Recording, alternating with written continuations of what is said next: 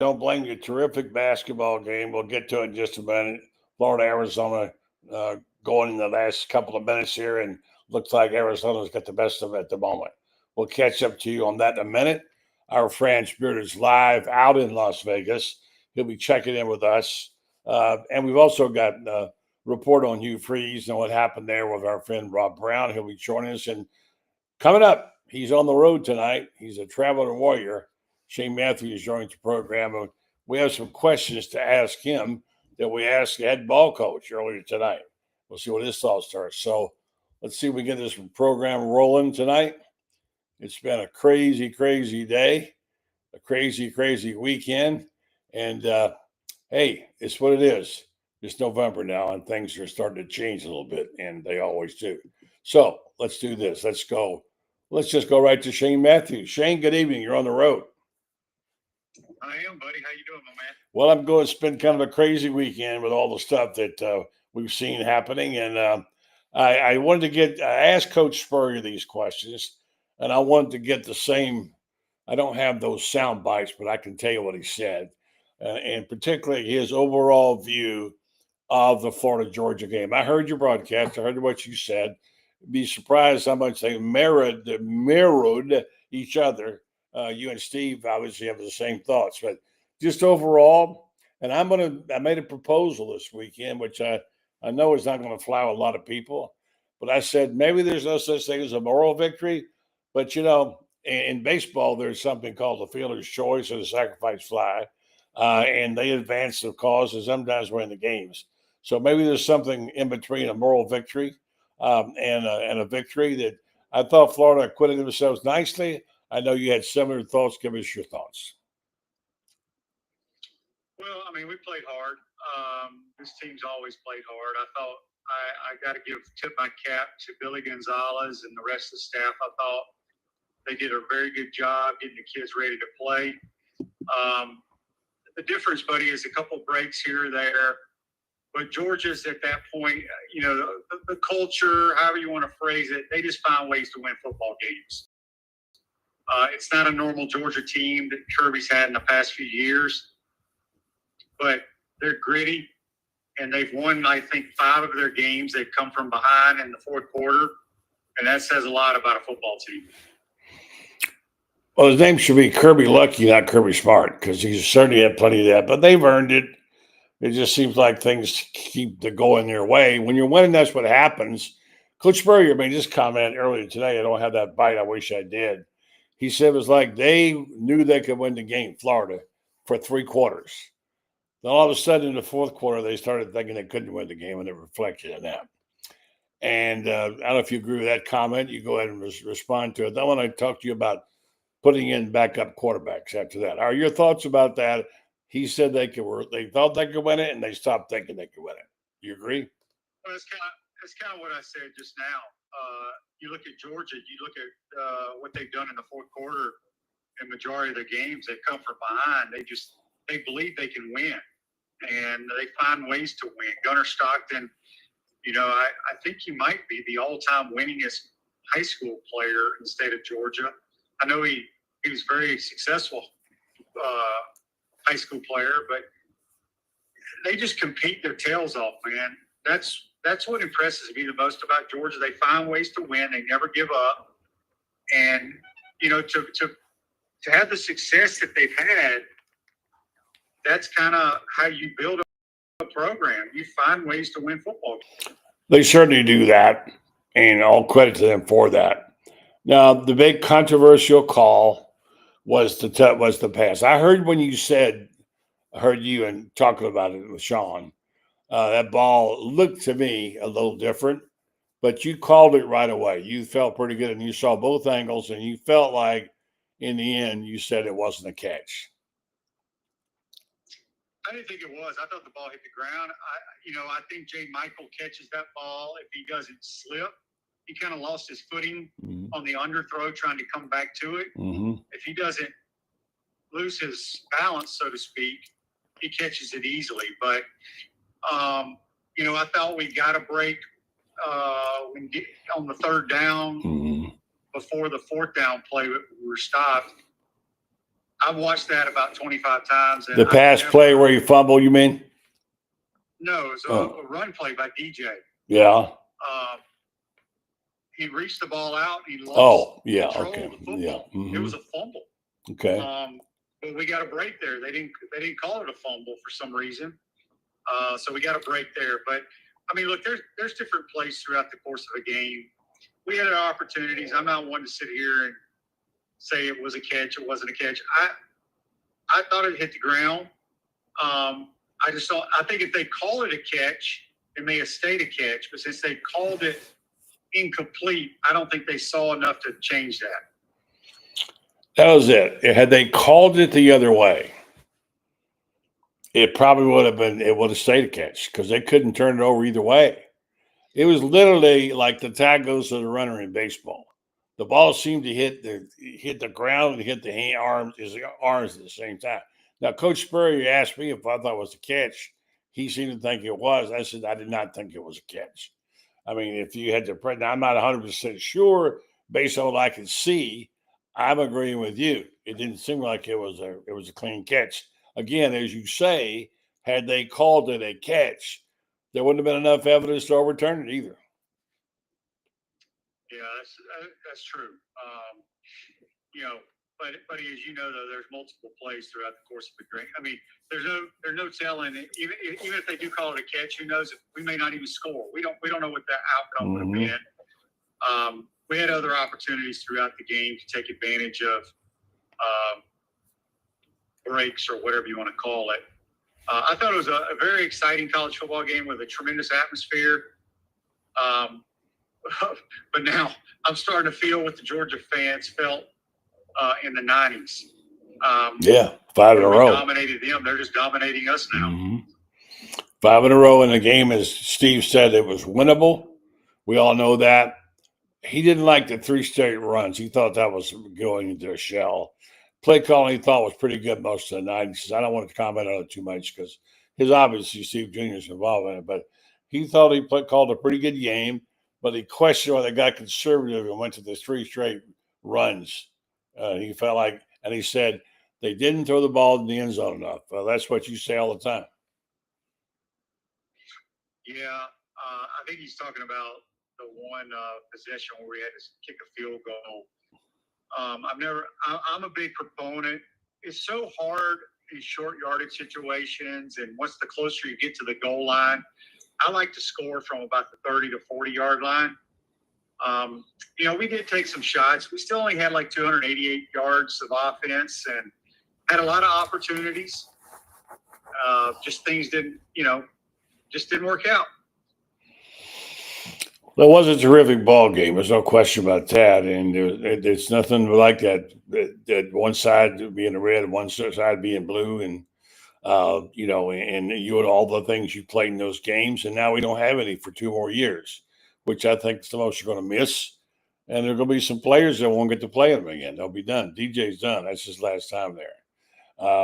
And so there was some unfortunate things. One of the Wilsons got hurt. Right, maybe lost for the season. They didn't have but like 2 running backs, wide receivers hurt.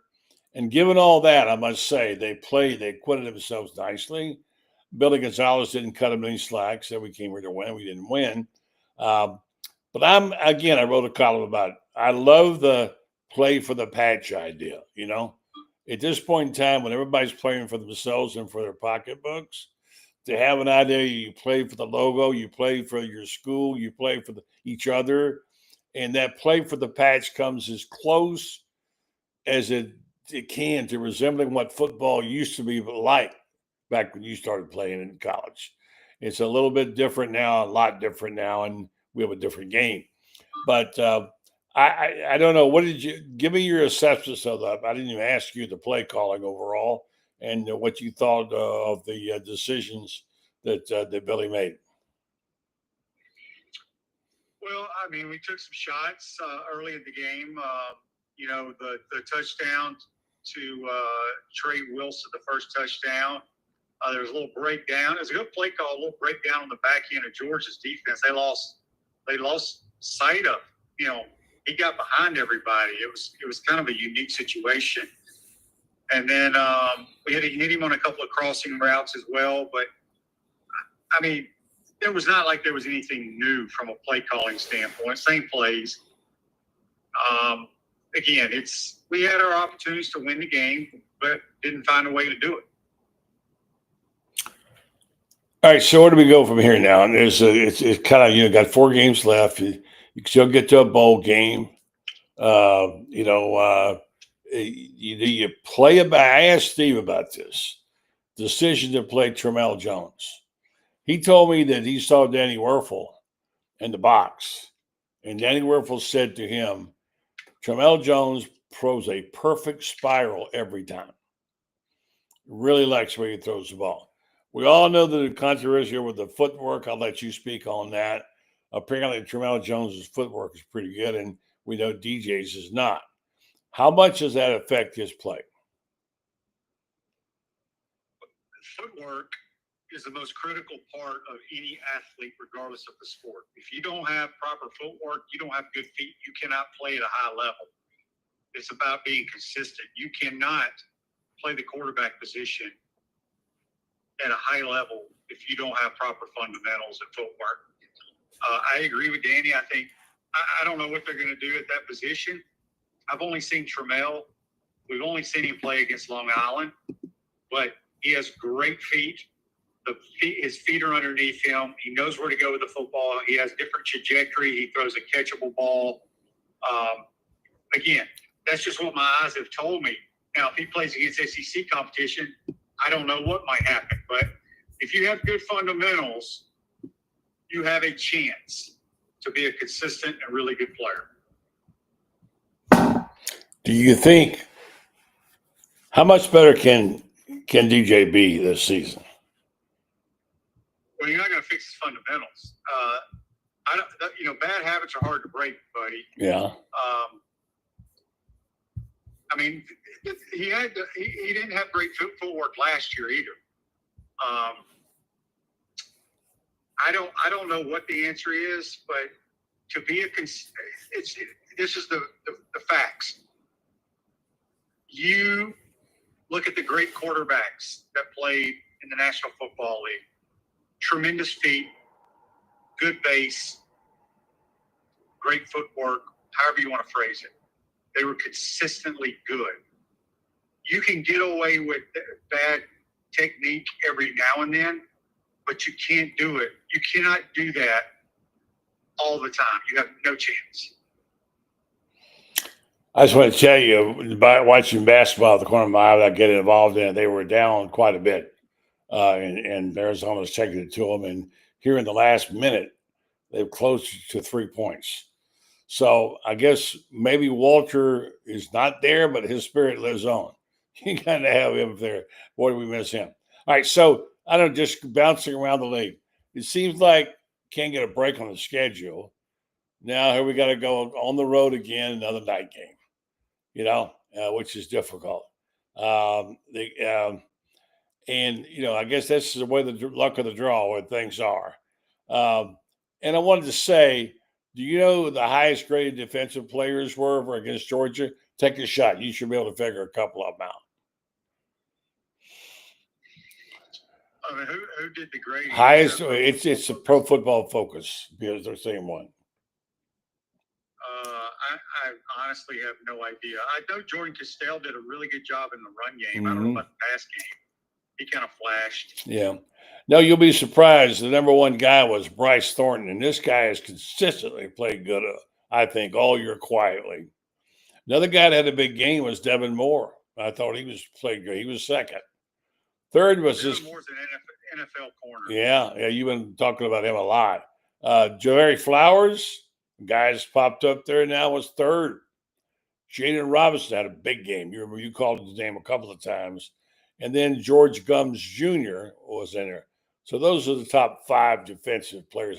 I like seeing those, seeing those grades because how would we be able to, decide otherwise? Now, let's talk about coaches. You can go anywhere you want to with this one. Who knows? There's so many rumors out there. You're going to stick your feelings. I know that you think Lane Kiffin's the man, and you're hopeful and think he can and will come. I think I'm saying it right. If I'm not, tell me. And it seems like maybe the LSU thing will impact his decision. I don't know. What do you think? The governors and ADs are the former AD. You think what's going on there will affect Lane's decision one way or the other?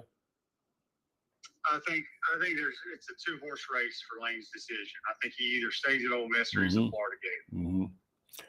A lot of people are now jumping over to the side I've been on, which is he'll stay because of Ole Miss. But you'll see. But certainly, Tim Brando seems like he knows everything. He had no debts. He didn't know what's going on there. Let's talk about the coaching derby, what I call the SlaughteHouse 5.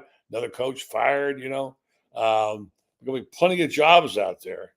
And I was thinking today, this guy Schumann I asked you about last week, and you said you didn't think he was going to be a candidate. The Georgia Tech defensive coordinator, right? Schumann? Is that him? University of Georgia. Georgia's, yeah. I don't know where that's coming from. No way we hire that guy. Okay. I've never heard any of that. I have no scoop, but yeah, I think it's just like these people just put stuff on Twitter. Yeah. To get clicks. They do. Of course they do. But Shane, you know a lot of people, and you travel in circles where there are big money guys, and what is the talk right now among everybody else? Well, it ain't Glenn Schumann or Sherman. Yeah, I've never heard his name. Yeah, I still think Lane's going to be the guy. Like I said, I could be totally wrong, but I don't care. I'm going by what my gut tells me. Right. And I mean, do I want him to be our coach? Absolutely, I do. If he's not, I don't know what direction we go. Yeah. Well, I don't think we know anything until the end of the regular season. Yeah, I think you're right about that. All right. Any final thoughts about it? Well, you got Kentucky this weekend. How important is that game? How do you expect them to play against Kentucky? Well, we don't ever play real. We always struggle at Kentucky. Yeah. It's kind of a tough place to play. Stoops is coaching for his job. I think he's going to get fired at the end of the year, probably. It's a night game. We got to sit around the hotel all day. I don't know what to make of it. Kentucky is not very good at all on offense. Defensively, they always give us problems. I don't know what to make of this game, buddy. Really don't.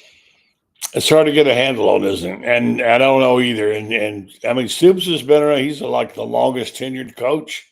There's nobody safe. I call this. There was a book called SlaughteHouse 5. This is where there have been 12 now coaches fired. I call it the SlaughteHouse 12. I've never in my life seen anything like this before.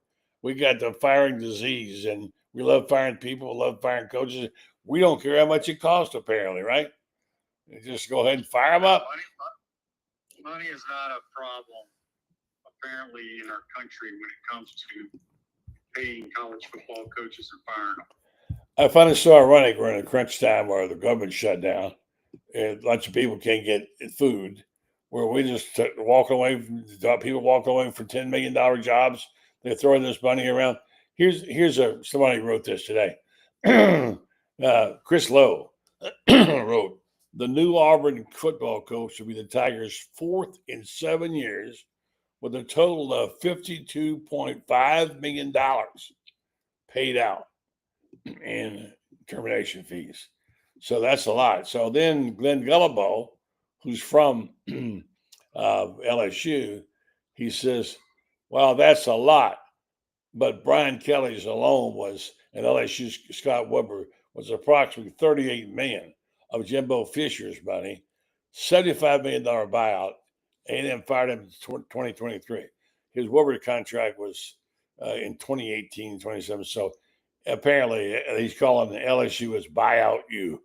I remember DBU, buyout U. So crazy. All right, I'll let you go. We'll talk in the morning. And I'm going to be joined by my buddy Rob Browne watching the final seconds tick away on the Florida game. I won't spoil it for you. Spoiler alert. You're driving back, right? Yep. All right, be real careful. Any final thoughts? Watch the show tomorrow? No, just looking forward to having you on, buddy. And, we got a lot to talk about. We do. There's a lot of stuff up in the air, but hopefully it all works out for the Mighty Gators when it's all said and done. Among the things will be now, if they lose this one, is Florida in danger of losing its title as the basketball school? I don't know, Shane. Have a good one. Drive carefully, all right? All right, buddy. Take care. All right, Shane Matthes, and thank you for him taking the time out and driving. And we're going to check in with our buddy Rob Browne just a second. But first, we're going to open the show. We haven't done that yet. Probably be time as the basketball game is ticking away in its final seconds. We'll say good evening to Rob Browne, and I want to ask him about SlaughteHouse 12. Is it 12 or 13? I forget that. It could be one that fired 10 minutes ago. Who knows? The way things are going. Rob Browne, stay right there, and we're going to get to you. But first, we're going to open the show. Yes, it's time again for Buddy Martin. Call him up and tell him what you're thinking. But be kind because he's doing the best he can. Better, stronger, faster. Mama says that alligators are ornery because they got all them teeth but no toothbrush. Hey, what if the voice calls while you're gone? Take a message. Bye. You ready, champ? I'm ready for this my whole life. I'm incapable of small talk. But that's why you love me, right? Kind of intimidating to be in the presence of so many great athletes.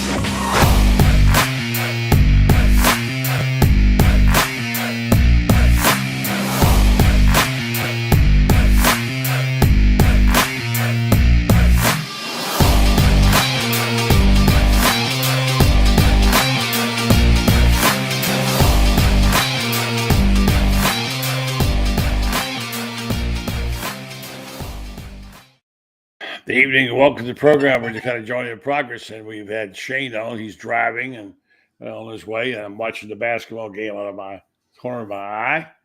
Andy Katz makes me sick of myself sometimes. Anyway, Gators lose in that big game. They were up by 12 in the first half, dominating, playing this Arizona team. And this kid Pete is amazing. Florida not playing its best basketball. We'll talk about that some more and with Franz later on. Right now, it's time to talk about blood on the streets. And this guy here who does a terrific job on SEC sidelines every morning with some jackhead Spurrier publisher. I don't know his name. His producer, what's his name? Brendan Martin, yeah. Oh, okay. How you doing, Rob? Good, man. You doing all right? It's crazy today. It It's is. Cologne tunes out here. Stuff going on, craziness over here and over there, whatever. But we're hanging in there and trying to keep on keeping on. That's all we can do, right? Yeah, I mean, college football, the coaches getting fired is more messed up than a Tupperware drawer at your grandmother's kitchen. Well, listen to you, these metaphors. Yeah, it is crazy. But Auburn was so bad on offense that they had to do something. And you don't want to lose your fan base. I mean, I don't think athletic directors or university presidents fire coaches. I think fans do. And when they walk out on a stadium or whatever, or your student section at the end of a game, thousands of them are chanting, fire Hugh Freeze. That you can't do it. But it was just Hugh Freeze, and I hope his health improves. He's fighting prostate cancer. But he hasn't been there mentally in a while, a long time. And he can't get it right at the quarterback position. And the offensive staff is just completely ineffective. They spent a lot of money to upgrade the roster. It's like the 11th best according to the Blue Chip Index. Florida's like 9th. Bama and Georgia are 1 and 2. And LSU, I think, is like 6. No excuse to have a defense. You've wasted a defense along with Indiana and Ohio State. Auburn, those three are the only ones who have not given up more than 24 points in a single game this season. Yet Auburn's offense I've been watching. Somebody said they scored, I think it was Skravinsky said today that he scored less points than the baseball teams in the World Series did. It's I mean, Yeah. you lost 10-3 to Kentucky. That is, this is the worst offense. And I've been watching Auburn football for a long time. It's the worst offense I've ever seen in my life at Auburn. The worst quarterback. I mean, you've got no pulse on the offense and wasted your receiver room. But I've always said this about Hugh Freeze. He's never been a big believer in the running game. And what's happening in the SEC at Auburn, you pick the schools, teams are losing their identities because they don't run the ball. They don't have a personality. Can't run the ball. Yeah, they can't. So where's your toughness coming from? How are you getting tough? We've essentially emasculated football with the non-contact practices, and you're getting great TV ratings, but it's like people tuning into the 6 o'clock news to watch the video from a big 15-car pileup on I-10. Like, everybody wants to see it, but look at that quarterback class that came out just 3 years ago. Arch Manning, Jaden Rashada, Jackson Arnold was like 3 or 4 in the country at quarterback. Look at all those quarterbacks. And then, you know who was number 20? Marcel Reed out of MBA up in Nashville. And we're playing pajama football. Pajama football. Interesting term. What does that mean? Well, that's Matt Stinchcomb gave me that term. I asked him about our 7-on-7 camps hurting college football when it comes to developing offensive linemen. And he said, absolutely. Because it's all about the skill players. And, never mind those guys on the other side of the line of scrimmage that are going to try to take your head off in a real game. Let's just go out here and put on our compression shirts and compression shorts and all look great against air. I got compression socks myself. Yeah, and they work, by the way. They keep your blood flow great for running or walking or sitting because they keep your blood flowing. But I just think that you look at Florida's offensive line this year. Look at Auburn's offensive line. Those are two schools in particular. How could they not line up with Jake Slaughter at center or Connor Lew at Auburn and just run the ball down your throat? It's because they're not doing it enough. You want to be a great football player, a great offensive lineman, you got to go bang heads with the defensive line night in and night out. And we're not doing that right now. We're getting to a point where we're softening the game, and teams, they don't have a personality. Why is Indiana out of nowhere? I don't get that at all. Because Curt Cignetti is like Nick Saban. He's from Pittsburgh, and he's pushing those guys, and he knows how to – he brought 13 guys from James Madison, from the Dukes, with him to Indiana. I did confirm with a good friend of mine who works for an Indiana alum who's worth north of $25 billion. He's a walk-on football player there. And I said, is he funding NIL? He said, absolutely. He's giving them a lot of money. When you got people like that, and you got a coach like Cignetti, he's like Urban Meyer. You know Urban Meyer. I don't know Urban Meyer. I've talked to him on your show once. Yeah. You look at Urban Meyer and Steve Spurrier. That's all I want as a coach. I want guys that hate losing, that are obsessed with winning, and either you meet the standard or you're gone. You have to. Florida's got to have the right fit. Auburn's got to have the right fit. LSU's got to have the right fit. But you got to get. Urban Meyer said it on your show. Everybody's got to be perfectly aligned. Yeah. Well, they can't get two people aligned right now. Nobody gets lined. I mean, nobody. Yeah, the way things are going, every man's for himself. Yeah. And everybody's scrambling for the door or whatever. Yeah. And it's the whole. I was thinking today about the nature of Florida. One thing I like about Billy Gonzalez is that there was a certain amount of frenetic behavior. It seems like everything was like, everybody was gasping for air. And I do like I know Franz doesn't seem to be able to get this email for the link. I like the blue Gator phone case, buddy. Yeah, right. It's just beat up. It's got to be, it's beat up. That's what it is. I've sent the link to Franz 3 times now, and he doesn't have it. So, excuse me. Go ahead and talk while I get it to him. Hey, I'm just saying this, like, man, every school's got to get the right fit. And look at the personalities, dominant personalities that have won at Florida. Steve Spurrier, Urban Meyer. They're dominant. They walk in the room and nobody questions them. I mean, they are the alpha male. There's no doubt who's in charge.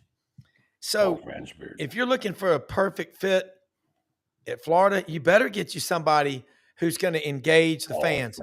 You got 92,000 people at every home game in the Swamp. 92,000. Their fan base is rabid. They back the program, and you're in a state. I keep saying this because it's true. I believe it to be true. Your track and field programs in the state of Florida are the best high school track and field programs in America. California's got it good. Florida kids are tougher. Hold on 1 second. Franz, is that you? Florida kids are tougher. All right. Hold on one second, Rob. I got to get this real quick. Franz is going to a press conference. I sent you the link, Franz, 3 times. But I got it. But I just think that. Hold on, Rob. Hold on, Rob. Are you online now, Franz? I'm not on. Okay. Well, all right. All right. Well, just go ahead and tell me what you saw as much as you can. Hold on a second. Florida played a crazy game, huh? And looks like got some work to do. Lots of work on the defensive end. They've got to find somebody who wants to take their shot from the outside. Florida just didn't make free throws, and they collapsed on the inside, and then you guys couldn't make shots on the outside. That's right. That's where the difference in the game was. Florida took a lot of outside shots, had a chance with a couple of Boogie Flan had a steal and an attempt at a 3 that would have tied, and we had another steal and another 3 attempt by Xavier Lee, and those were late. And when Florida didn't make the 3s, they converted down the other end. So tough loss. The defensive end, Florida's really and truly. The first half was miserable. That's the worst defense they've played since the first half of the Georgia game last year at Athens when they went behind 29 points. I mean, the defense was just absolutely terrible. They were ahead by 12, and then all of a sudden, that's with 9:54 to go, and then just fell apart from that point on, buddy. It was not a good showing. Now they've got some skills. Don't get me wrong, they've got some skills. Micah Hanlogan, 11 points, 12 to 13 rebounds. Condon did not assert himself offensively in the first half. He's got to do a better job there. Too many fouls. Bad game by Ruben Cheniolo. I mean, probably the worst game I've ever seen him play in Florida. The 2 guards are going to be okay. Well, they're really green right now, man. They're really green. But, they can't shoot it from outside. That's the problem. Today, neither one of them, Xavier Lee scored 6 points early on, and then just disappeared. Then just disappeared for a while. It came on again late in the game. Yeah. He's got skills. He can do it. I think he got a little bit gun shy, and then started missing shots. I think when he missed 1 or 2, he got a little gun shy from that point. And then it took him a while to get back into a rhythm again to make shots. Boogie Flan, they're going to give him shots, and he's going to have to prove he can knock them And I don't like his defense either, by the way. I thought he'd be a better defender. I don't see out of it. He's not. And he's I mean, just go ahead. Go ahead. Boogie's a terrific defender. It didn't show it Make no tonight. mistake about Didn't that. show it tonight. But, and again, the game was lost at the foul line. They made their free throws. Florida didn't make theirs. So, anyway. Friends, I'll let you go, but I got to say, I've never seen a player have his jersey torn off of him, like Chinlu, torn off of him, and then get a foul call. Well, Bart Lennox was calling the game, and that explains a lot. Bart Lennox is right up there with probably my 3 worst officials in history. And I sent a text to Denver Parler, the SID, with the game again. I said, how in God's green earth did Florida get Bart Lennox for an important game? He's a terrible official. How the NCAA keeps letting him call games, I don't know. But, I thought, Keith Kimball, Keith Kisser, I thought did a pretty good job. But that didn't lose the game for them. They lost the game. They were in and out, back and forth. Great start. Got some work to do, friends. Come on back. Be safe. We'll talk at you during the week. All right, buddy. Thank you. Appreciate it. Sorry about that, Rob. He couldn't seem to get in. He was having problems, so I had to get him on. I've never seen this. A player literally had his jersey ripped off of him. I mean, from the front down, and never got a foul call. Ripped off of him. I mean, that didn't lose the game, but I mean, that's the guy he's talking about. Yeah. All right, sorry about that, but I want to get Franz in before.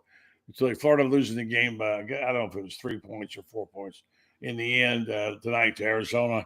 Not the game that you want to see, but you know what? There's a reason Walter Clayton Jr. was a great player. And you saw tonight, you start looking around, ain't no Walter Clayton here this year. No. So it's going to be different. Well, Bethune-Cookman, is with less than 3 minutes left, is leading Auburn 72-71 at Neville Arena. It's right now. Yeah. Oh, yeah. It's early, but I know, but they got a new coach. Stephen Pearl knows that system well. That's you don't want to see that happen. I mean, no, never, of course. And the thing about it is that they got all this talent in Florida. We thought, don't worry about losing the guards, man. They got all these other guards, and Boogie Flan's there, and he's playing great. And got the kid from up in the Ivy League. He's great. And guess what? When the game's on the line, they can't bail him out. And that's why Walter did. Yeah. All 3 of the senior guards who were so good. They're going to miss that, and they can't count on it. Anyway, just want to get that in. Basketball. This is the basketball school down there these days. All right, so let's get back to the coaches situation you're talking about and about the pajama football and all that sort of stuff. Let's talk about you did a good show today. You kind of been keeping tag on the Derby, the SlaughteHouse 12. Yeah. Is it 12 now or 13? I don't even know. It's 12, which means 24 coaches will be moving around. It's nuts. Yeah, okay. All right, so give me your best bets on where you see we know what the top 4 jobs are, okay? So run them down as best. You do a lot of work on this. Give me what you see lined up right now if you had to pull the trigger on what would happen, who would go where. Then I'm going to tell you about our sponsor. Mm-hmm. You know who they are. Meldon Law. They are great people. They are the only official law firm of the University of Florida. Jeffrey is not happy tonight. His buddy Todd Golden lost his opening game. Not used to losing around here, but Jeffrey Meldon wants you to know that he's got a lawyer for you, even if he doesn't have one. Meaning that if you have a need and he doesn't think he's the best one to do that job, he'll refer you to another lawyer. He makes nothing out of that, by the way, that I know of, and he'll give you the right person. He gave me the right person. He was from South Florida, and he won my lawsuit, okay? I'm walking testimony to the fact against an insurance firm that was screwing me over, and he won the law. They won the lawsuit. So that's what he does. There's a reason he's the only official law firm of the Florida Gators. He's a Florida Gator. He's a good lawyer. He's a great guy. Meldon Law, they won't back down. All right, Rob, go ahead. Call, give me your spots, your top 4, and match up. You're the guy today who's got to hire 4 coaches, okay? Yeah. Well, if I'm Florida, I want Lane Kiffin. No, I want you to tell me who you're hiring for these jobs. Okay, if I'm Florida, I hire Lane Kiffin. But you are going to be the one to hire. So you're hiring Lane Kiffin. That's who I'd want. If I'm Auburn, I hire John Summerall. If I can't get him, I go to Ryan Silverfield at Memphis. He's from Jacksonville, went to Bowles. He's Mhm. 44. He's been coaching since he was 18. He builds cultures. He knows how to talk to donors. He is very close to the Smith family. That's the FedEx family. The Hyde family. That's the AutoZone We people. got a little cash. Yeah, Have a and little so do the cash. AutoZone people too. He's got 2 billionaires at Memphis right now that will do whatever it takes. FedEx gave him $25 million for NIL. So I'd go get the guy. Silverfield is a guy who could be an arbitrage trader. He could be a private equity guy, investment banker. His IQ is way above football. John Summerall has that look. Didn't he just get fired? Didn't Summerall just get fired? No. Tulane got whacked Thursday night by UT San Antonio. If I'm Auburn, I make John Summerall say no. Went to Grissom High School in Huntsville, played at Kentucky. I wondered somewhere I got that wrong. I thought I heard he got fired. John played at Kentucky, but he's an Alabama Huntsville native. I would go after John Summerall. That's who I'd hire. If I'm LSU, I'll tell you what I would do. I would go to SMU. I know Rhett Lashley's got a contract extension. I don't know if he signed it. And Pete Cordelli pointed that out this morning. I know he likes that Auburn job. He coached there 6 years. But if I'm LSU, you got to get the right fit. And that's what the governor just did. A lot of people feel that way about the money, but I think I'm trying to confirm this about LSU. $54 million buyout for Kelly. Did they get it down to 20 or 25? I don't think so. Last time I think there's a little clause they're trying to invoke about something. So we'll see when the dust settles. Frank Duffy on our channel, Gold to Go. Yeah. Stay tuned to what Frank says on this channel, on our network. But if I'm LSU, go to get it, Eli Drinkowitz. Eli's well, he's popular in Florida now. I like Eli pretty well. He was on my list, but I don't know. I like him. He's an analytical guy. He's funny, and he coaches. Sense of humor. He didn't call his own plays, but he coaches with a chip. I like that. And as far as what I'm hearing from Ole Miss friends, I do know this. Yancey Porter will be on our show in the morning, Rebel Yell Hotline. Yeah. Last week, Ole Miss has the state only allows 4-year contracts, but the Loyalty Foundation, which is the fundraising arm of Ole Miss, right? They can pay the difference, and the Grove Collective can. So the Grove Collective is tapped out. They ain't tapped out. No way. Well, in terms of spending money on, go to Dickie Scruggs, the lawyer that got $700 million on the tobacco settlement. There's 14 other ones that he went to law school with. One of them had a law office next to my attorney. Their payout was $360 over 15 years, $24 million a year, husband and wife. There's 13 others like that. They got the number 3 accounting school in the country. They've got a bunch of people, Jim Barksdale, that formed Netscape. There are a lot of they're not tapped out. And that's one thing that I've been asking about. I think the story about Lane Kiffin being offered the big money has done the same thing Auburn did in 22 when they tried to get Kiffin and ended up with Brian Harsin. I mean, it was horrible. I mean, or actually that's what they got. They got Hugh Freeze. They wanted Kiffin and they got Freeze.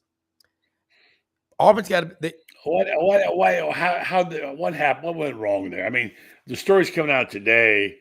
John Talty, talking about his golf handicap, how he's worried more about his handicap. That's the story's been around. Than he does to his football team. Even on his days off, he goes out and watches them play.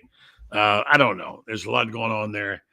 How did they get it so wrong with Hugh Freeze? I think we know he has prostate cancer and he's sick. He's trying to get healthy.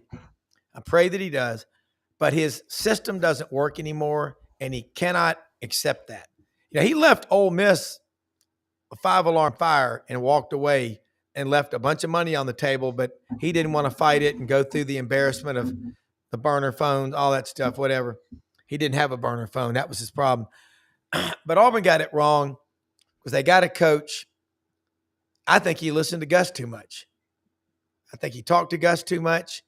And I was told by somebody in the football building when they hired Freeze, he said, that'll be his downfall.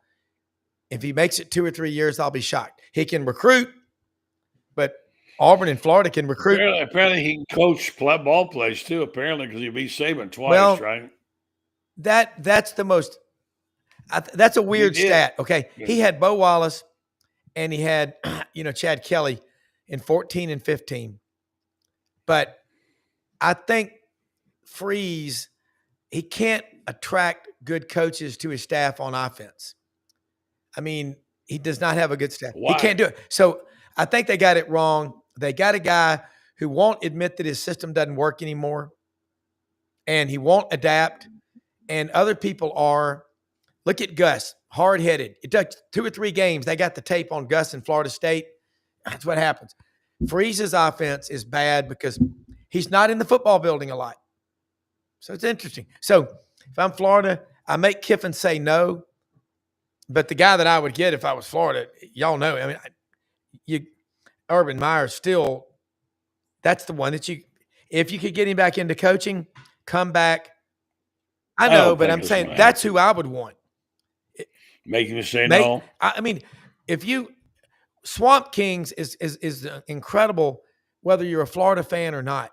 But you better get those kind of personalities. Football, the TV ratings are off the charts. But the reason why Georgia wins is because Kirby coaches like a coach from 10, 15, 20, 30 years ago. He still coaches the hell out of those kids and says, either you play a full 60 with us or you're off the team. That's because he can't. Exactly. You can say, if you're Kirby Smart, if you're Hugh Freeze, you can't. He doesn't have the energy. Hugh didn't have the energy. DJ Durkin is a great defensive coordinator. He talked to me like that. It sounded like a guy wanted that job. He was sort of going forward with it. He's got a hell of a background. He coaches Florida, and he's a really smart guy. Went to Stanford. Yeah. And he's a bright guy. And I don't think they want to hire a defensive coordinator as their head coach. I don't know why my 3 choices for Auburn are John Summerall, Ryan Silverfield, DJ Durkin. Because John Summerall, I talked to someone tonight that knows him very well. He's just an alpha male, and the team feeds off his personality. Got to have that. Urban Meyer, look what he did. I mean, but that's who I'd be going after. And LSU better get it right. Oh boy. That's a hard one to get because everybody, I'm going to tell you what's worried about. You're right. Total alignment. It's a mess. The total alignment is something. They're not going to get to an alignment. Let me ask you about the Florida game. I know you followed it some. And I've talked to Shane tonight about this. I talked to Coach Spurrier today about the game. I've said this before, and I wrote it this weekend. I know that most people don't agree with me. I thought the idea of playing for the patch was brilliant, which is what Billy Gonzalez has challenged him to do. Never mind for yourself or the money, whatever. Play for the logo, for the patch, playing for the patch. And I wrote a column today about it, about why it makes so much sense. And the fact that the day when all the things you hate about football, I had Lauren Smith on my show last week. We talked about this. He said Dan Jenkins would hate the game today, and he would. But the thing is that the playing for the patch, if you get them to buy in for that offsets some of the illnesses we got with the game. Because say it however you want to, money is the problem. Even biblically, the lust for money. That's right. And that's this money. This money has created this whole thing. And it's the greed and all the things that. And so it's nice to hear, it's refreshing to hear. That's why I said to Steve, and he didn't really answer me. And I said, I know you don't have a moral victory in football, but think about this. In baseball, you have a sacrifice fly, which can win a game. You have a fielder's choice, which can win a game, actually. Those are not, and so did you fail your team when you hit a sacrifice fly? No, you didn't. You did what you're supposed to. you didn't get the result. What's Saban say? Don't focus on the result, focus on the process. When you get a team that played as hard as they could play, and the Florida played really well, there were a few things they did they would like to take back. Every team has them.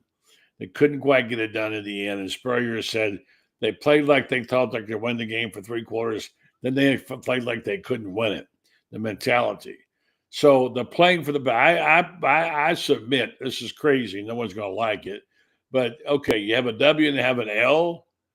In college, when you don't finish your course, you get an I, right? Mm-hmm. Sometimes you lose a game, but you actually learn more from losing the game than you did by winning it. So I say the old-fashioned way of measuring a game and success is W's and L's. That's the old-fashioned way. There's other ways to review them. I think Florida should be proud of the way it played against Georgia. They were in the game. They gave their best effort. They came and didn't get the result they wanted. Yeah, they did some things they could have done differently. I was pleased with how they played.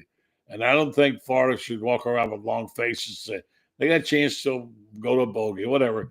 It wasn't their year. Things went wrong. I think they played well. I'm satisfied. What do you think? I watched that game. I had Florida to win 28-26.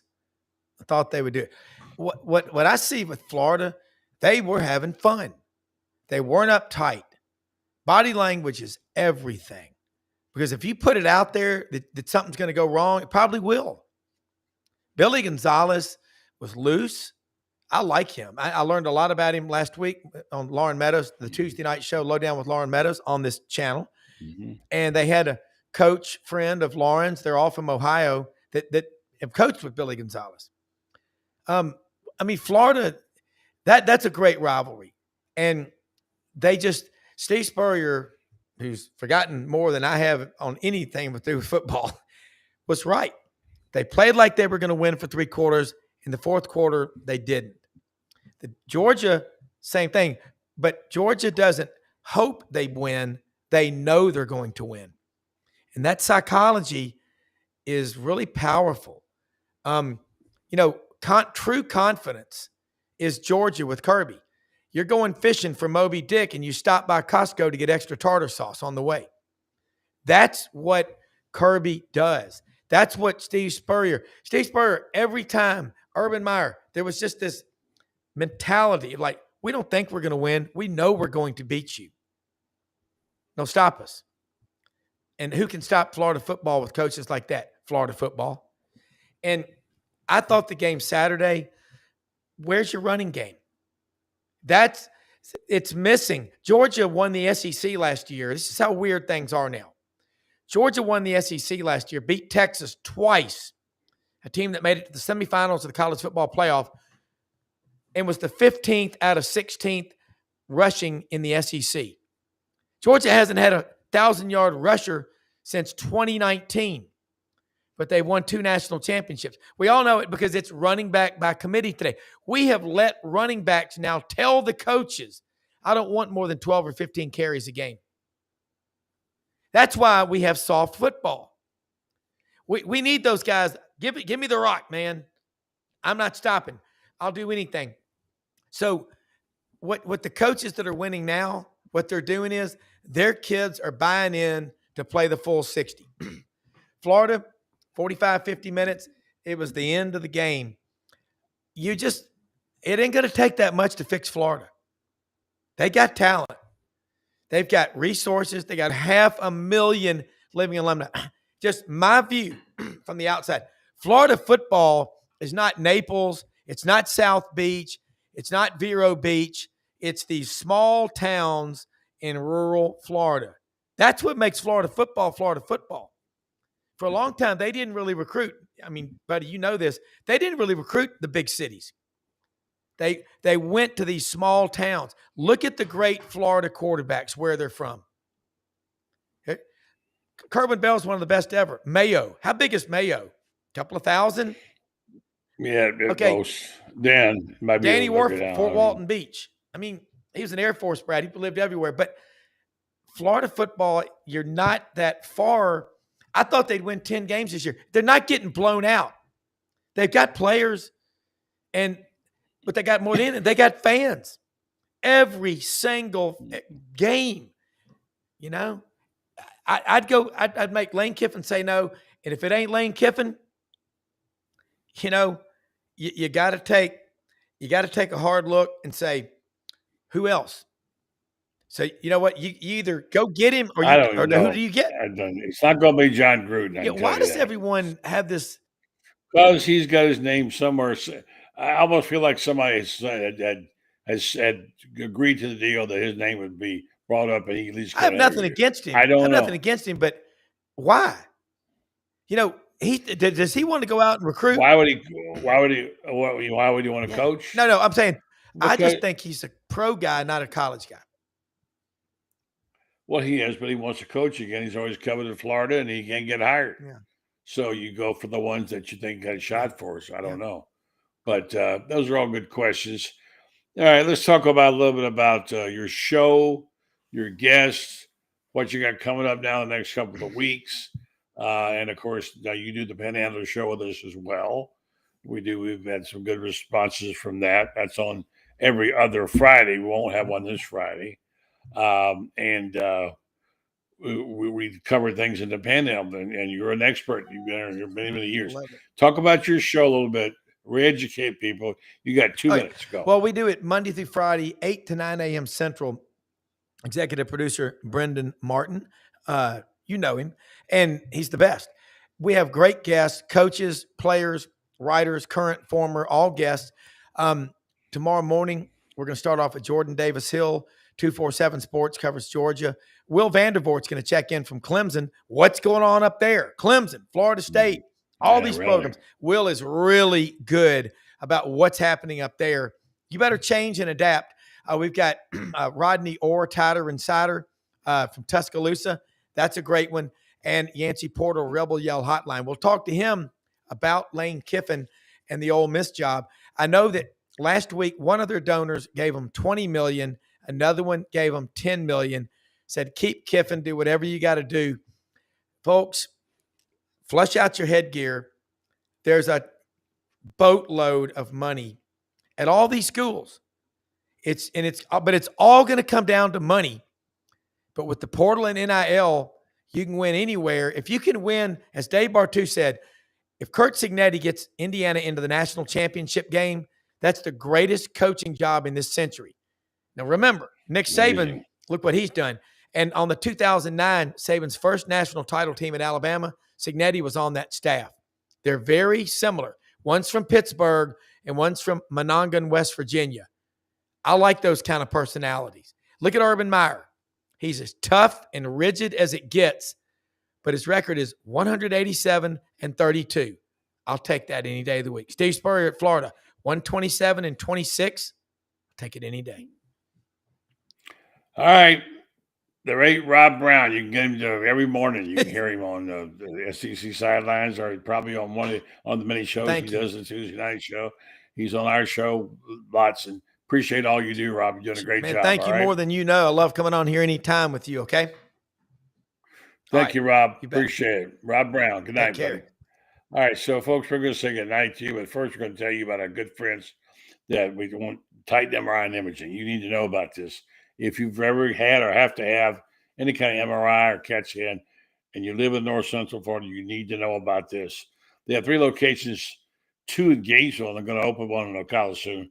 Park Avenue in Gainesville now, Millennium Center, one in Lake City, serving all of Columbia County and Valdosta, Georgia.